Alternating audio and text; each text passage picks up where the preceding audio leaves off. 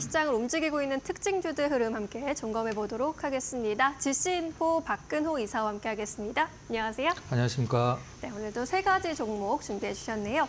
첫 번째 종목부터 열어볼게요. CJ제일제당입니다. 바이오 사업 부분 매각한다라는 보도가 어제 나왔고 이 소식으로 인해서 이거래일 연속 급등세입니다. 관련주 내에서는 CJ 바이오사이언스가 오늘도 연속으로 상한가 보이고 있는데 이 바이오 사업 매각 호재를 어느 정도로 바라봐야 되는 걸까요? 시가총액 지금 현재 4조 원대인데 4조 원 초반이죠. CJ제일제당이. 근데 매각이 한 뭐 4조에서 5조 정도 잡고 있다라고 하니까 상당히 네. 좋은 거긴 한데 이 좀 약간 재미있는 얘기를 좀 제가 해드릴까요? 네.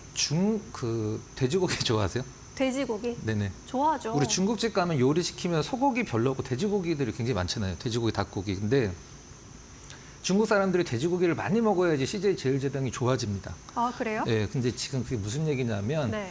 이제 CJ제일제당이랑 이제 대상도 마찬가지긴 한데 이 라이신이라는 물질을 만들어요. 그래서 중국 쪽으로 많이 수출을 하는데 그 라이신이 어디 쓰이냐면 돼지들 사료에 많이 쓰입니다. 네. 그래서 중국 사람들이 이제 돼지를 많이 먹어야 좋아지는데 이게 좀 약간 안 좋아졌어요. 이게 일단 지금 이제 우리가 이제 마트 같은 데 가보면은 호주산 소고기가 예전보다 굉장히 많이 비싸져 있거든요. 중국 사람들이 이제 돼지고기를 안 먹고 이제 소고기를 먹기 시작하고 고량주를 먹다가 이제 와인을 마시니까 이제 와인이 비싸지고 그런 건데 오늘 기사에 보면 뭐 그린 에너지, 그린 바이오라고 굉장히 좀 많이 나왔을 거예요. 그린 바이오가 뭐지? 라고 생각하실 수도 있는데 보통 바이오는 꼭 이렇게 나누지는 않습니다만 그린 바이오, 화이트 바이오, 레드 바이오 이렇게 나누거든요. 근데 그린 바이오는 이제 농축산과 관련된 바이오 산업을 이제 그린 바이오라고 하고 화이트 바이오는 이제 무슨 석유화학 물질 같은 걸로 신소재를 만들 때 그걸 이제 화이트 바이오라고 합니다. 그리고 레드 바이오는 우리가 흔히 얘기하는 그 이제 신약을 만드는 걸 레드 바이오라고 하는데 CJ제일제당이 이제 레드 바이오, 화이트 바이오는 남겨놓겠다라고 얘기를 했죠. 그래서 이제 CJ 바이오사이언스가 이 현상을 이제 가고 있는 상황이고요. 중요한 것은 이제 이런 것들을 어디다 쓰느냐. 이제 사실 뭐 굉장히 큰 금액이고 사실 이게 성사가 될지는 아직 모르긴 하겠습니다만은 뭐 지금 주간사까지 그 오피셜로 언론에 나온 마당에 CJ제일제당은 뭐 아직까지도 뭐 아직 뭐 확정된 게 없다라고 얘기를 하고 있죠. 과거에 이제 2018년도에 CJ 헬스케어를 지금 현재 한국콜마에 매각을 해서 그 부분들이 상당히 퍼포먼스를 냈는데 그때 매각했을 때 미국 기업을 하나 인수를 했는데 슈안스 컴퍼니라고 우리가 보통 뭐 예전에 이제 슈안스 컴퍼니 같은 경우는 아이스크림을 좀 만들고 그다음에 냉동 피자를 많이 만들었던 기업인데 뭘로 유명해졌냐면 우리 보통 그 TV 같은 데서 그 요리 경연대회 하면은 거기서 이제 우승한 요리 같은 게 이제 편의점에 출시를 하잖아요. 네. 그것과 비슷한 걸 했었어요. 2010년도쯤에 슈안스 컴퍼니가 그래서 굉장히 좀 약간 부각이 됐던 기업인데 일단 잠깐 차트를 잠깐 보면서 일단 흐름을 한번 좀 알아보도록 하겠습니다. 아무튼 이번에 그 매각을 성사된다라고 하면 그 돈은 이제 인수합병에 쓰겠다라는 걸로 알려져 있는데 어떤 기업을 인수를 할지는 아직은 뭐 예상치가 없고요.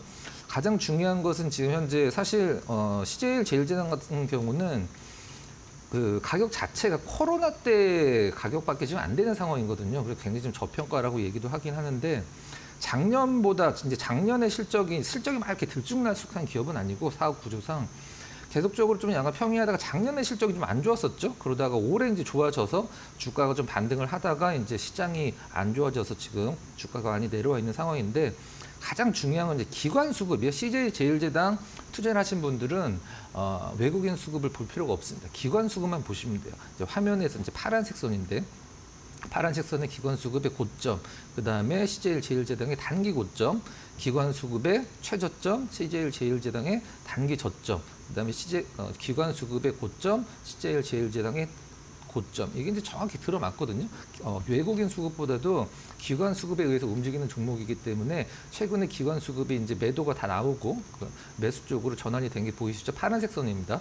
외국인들은 아직도 매도를 하고 있는데 신경 쓰실 필요는 없고 주가가 지금 어젠 좀 약간 뭐 갭으로 떠서 움직이진 않았습니다. 3일 연속 오르다 보니까 단기적으로 좀 약간 부담이 있긴 한데 가격적으로는 뭐 아직도 리스크가 거의 없는 가격대라고 생각이 됩니다.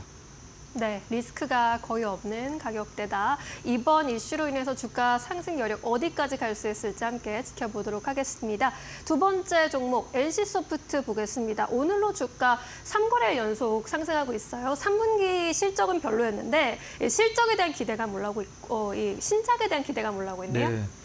뭐 4년 떨어졌는데 3일 올라왔다고 조각이 좀 약간 네. 그렇긴 합니다만은 뭐 원 IP 사업 구조가 얼마나 위험한가를 좀 보여주는 그런 기업이긴 하죠. 물론 실제적으로 원 IP가 아니긴 합니다만은 과거 2000년도 후반에는 리니지가 이제 전체 매출의 90%가 넘었었을 때가 있고요. 지금도 리니지가 전체 매출의 이제 70%가 넘는 상황인데 역시 좀 NC소프트도 제가 재밌는 얘기를 좀 한번 해드리도록 하겠습니다. 이게 그냥 재밌는 게 아니라 주가에 굉장히 연관이 깊은 사건이 하나 있었어요. NC소프트에.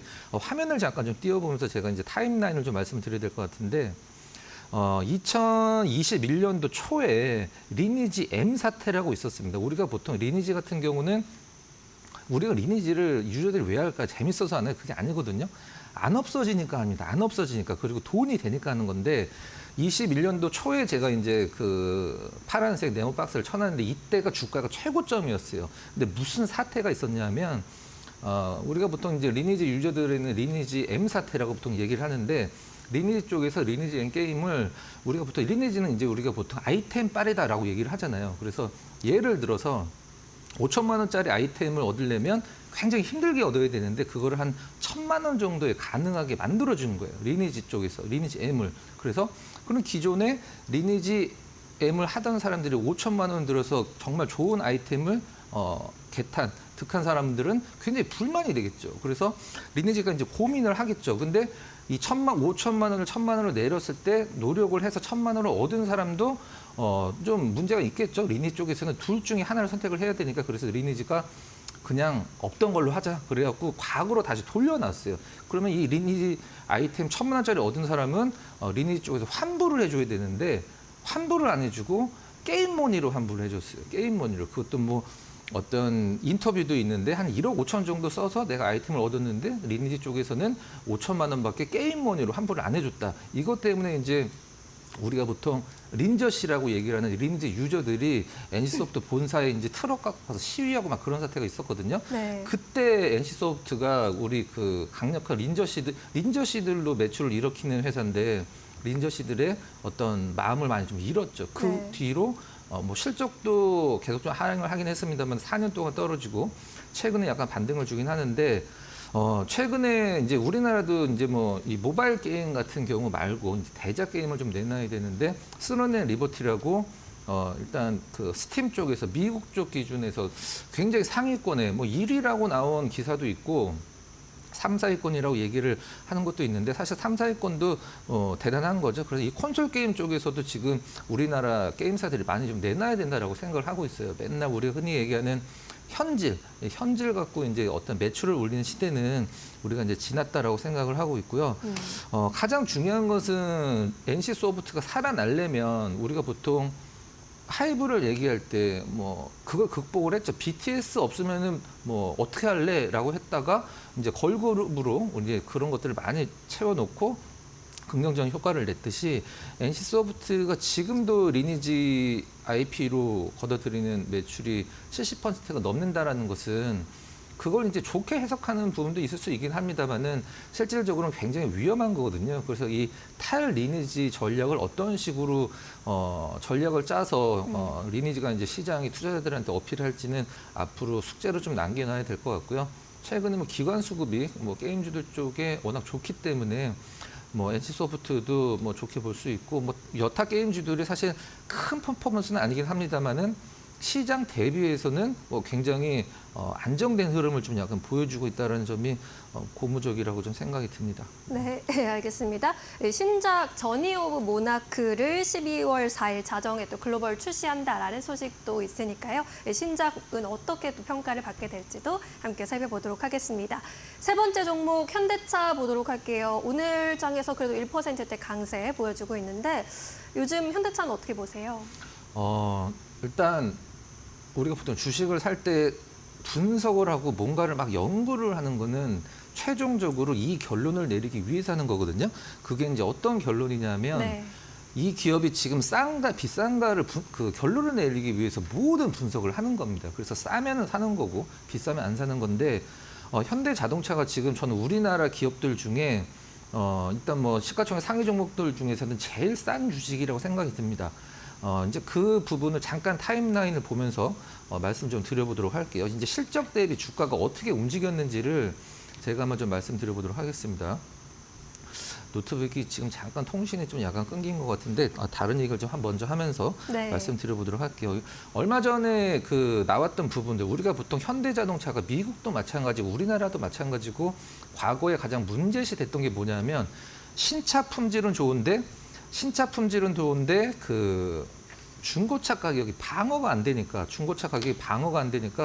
그 부분들이 항상 좀 문제시 됐었었는데 이번에 이제 현대차 같은 경우는 2025년도 내년 기준으로 이제 잔존가치상 2개를 JD 파워라는 그 언론에서 받았는데 일단 이 JD 파워 같은 경우는 약간 좀 그 현대 성향이 깊은 곳이긴 합니다만은 현대 쪽에서는 현대 코나 일렉트릭 그다음에 기아 쪽에서는 텔루라이드가 좀 받았어요. 이 잔존가치상이라는 게 뭐냐면 이 자동차는 사서 타시다가 한 3년, 5년 뒤에 중고차로 팔아도 굉장히 감가상각이 좀 적습니다라는 얘기인데 그 상을 받았다라는 것은 이제 현대자동차가 신차 품질이 아니라 이제 내구 품질까지 굉장히 좋아졌다는 뜻이 될 것 같고 이번에 이제 그 현대자동차뿐만이 아니라 우리나라의 모든 미국 쪽으로의 수출 물품들을 봤을 때 이제 트럼프의 보편 관세가 굉장히 문제가 되고 있는 상황인데 이 부분들이 이제 현대자동차에 미치는 영향이 어떻게 될까? 그 다음에 보편 관세, 그 다음에 전기차 보조금, 전기차 보조금 때문에 보조금 폐지를 하겠다는 얘기 때문에 이제 전기차 관련주들이 시장에서 급락이 나왔을 때 현대차 주가를 보면은 여러분들 아마 다 기억을 하실 것 같아요. 현대차 주가 오히려 굉장히 좋았거든요. 그러니까 시장에서는 이 전기차 보조금 폐지 내지는 축소가 현대차에 미치는 영향이 크지 않을 거다라는 내용인데 이건 저는 사실 뭐 굉장히 당연한 얘기라고 생각을 합니다. 왜 그러냐면 네. 현대차 기준에서 지금 전기 자동차에 이제 현대 자동차가 1000대를 팔면 그 안에 전기차를 몇 대를 팔까라고 생각을 해보면 사실 그거에 대한 답은 나와 있거든요. 아직은 1000대를 팔았을 때 100대 조금 더 전기차 비중이 그 정도밖에 안 돼요. 근데 네. 자동차 회사 입장에서 제가 항상 전기차가 나왔을 때 항상 말씀드리는 게 뭐냐면 완성차 업체에서는 전기차를 만들기 싫어합니다. 그 누구도 전기차를 만들기 싫어해요. 근데 배출가스 규제, 그 다음에 뭐 이런 전기차 의무화 이런 것 때문에 만들긴 하는 건데 일단 제가 지난 시간에 좀 약간 잘못 말씀드린 부분이 있는데 현대차가 전기차 한 대 팔아서 970만 원 남는다고 말씀드렸는데 달러거든요. 현대차는 지금 평균적으로 전기차를 팔아서 970달러를 남기고 테슬라는 한 9,700달러 정도를 남기는데 일단 전기차 폐지를 보조금을 폐지를 하면 전기차 구매자 입장에서는 굳이 내가 무리를 해서 전기차를 살 필요는 없다라고 생각을 할 것 같아요. 저 같으면 그러면은 반대로 내연기관차를 사겠죠. 그러면 미국에서 현대 자동차도 내연기관차가 굉장히 잘 팔리는 상황인데 내연기관차는 뭐 팔 때도 돈이 많이 남지만 AS나 이런 부품들을 나중에 이제 애프터 마켓에서 계속적으로 팔기 때문에 그 부분들이 이제 수익적으로 더 많이 남는 상황이고요.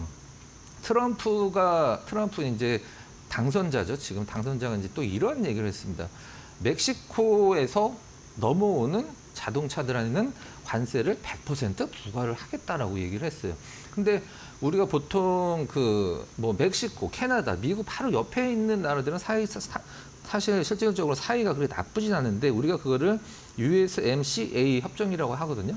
USMCA, US, 미국, M, 멕시코, CA, 캐나다 협정인데 그걸 이제 아예 파기를 하거나 재조정하겠다는 뜻인데 목표는 이제 멕시코가 목표가 아니라 멕시코에 있는 그 중국 자동차 기업들이 이제 목표가 되는 것 같은데 이것과 관련돼서는 현대 자동차가 그렇게 큰 타격은 없겠지만 기아 자동차 같은 그룹사 내에 있는 기아 자동차가 좀 약간 타격이 좀 있을 걸로 예상이 됩니다. 이제 기아 자동차는 멕시코에 공장이 큰 게 하나 좀 있죠.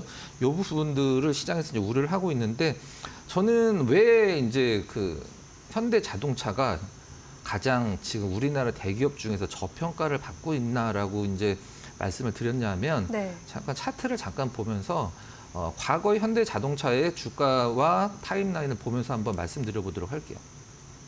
화면 한번 좀 잡아주시면 제가 이제 첫 번째 네모칸 한번 그려보도록 하겠습니다. 이때가 이제 현대자동차가 한 2년, 3년 연속 오르면서 실적이 굉장히 좋아졌을 때예요. 이때가 영업이익이 한 5조 원 정도 나왔을 때입니다. 5조 원 정도. 그다음에 2018년도, 2019년도, 20년도 이게 3개년 동안 영업이익이 2조, 3조 굉장히 안 좋았어요. 그 다음에 약간 성장을 했고 지금은 이제 작년 기준으로 2023년도 기준으로 영업이익이 15조가 나왔거든요. 뭐 올해도 약간 거의 비슷하게 나올 것 같아요. 근데 지금 주가가 예전에 현대자동차가 5조 원 영업이익을 냈을 때보다 냈을 때 거의 같은 수준이거든요. 물론 뭐 과거에 고평가였을 수도 있고 지금 저평가일 수도 있긴 합니다만은 시장에서 이렇게 드라마틱하게 어떤 성장을 하고 있는 기업이 주가가 한 뭐 14년, 5년 전 주가가 똑같다. 요거는 이제 물론 주식이라는 게 이렇게 숫자가 뭐 과거에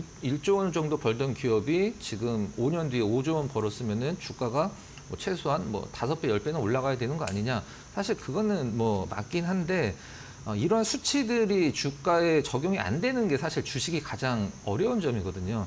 실적이 좋아지는 기업을 고르는 것은 산업을 좀만 공부를 하면은 그렇게 어려운 일은 아닙니다. 근데 그 실적에 맞춰서 주가가 같이 올라갈 기업을 고른다라는 것은 굉장히 힘든다는 거죠. 그래서 주식할 때 제일 힘든 게 기업이 좋아지고 있는데 내 기업의 주가는 떨어진다. 이게 가장 힘든 거죠. 지금 우리나라에 제가 봤을 때 한 95%의 기업들은 아마 이러한 상황에 닥쳐 있는 상황인 것 같아요. 그래서 최근에 현대차의 주가가 전기차 보조금 폐지나 이런 것들에 대비해서 굉장히 견조한 것은 아무래도 그 내연기관 쪽에서의 어떤 그 전기차 쪽의 전환이 좀 약간 늦춰지더라도 내연기관과 전기차의 경쟁에서 내연기관 쪽이 유리해졌기 때문에 영업이나 실적 관련돼서는 큰 타격이 없을 것이다라고 시장이 이제 그렇게 생각을 하고 있는 것 같아요. 알겠습니다. 가장 저평가된 대형주다라고 이야기를 해주셨는데 최근에 기관의 수급도 연속적으로 들어오고 있다는 점도 참고해 보시죠. 현대차까지 살펴봤습니다. 오늘 말씀 여기까지 듣겠습니다. 고맙습니다.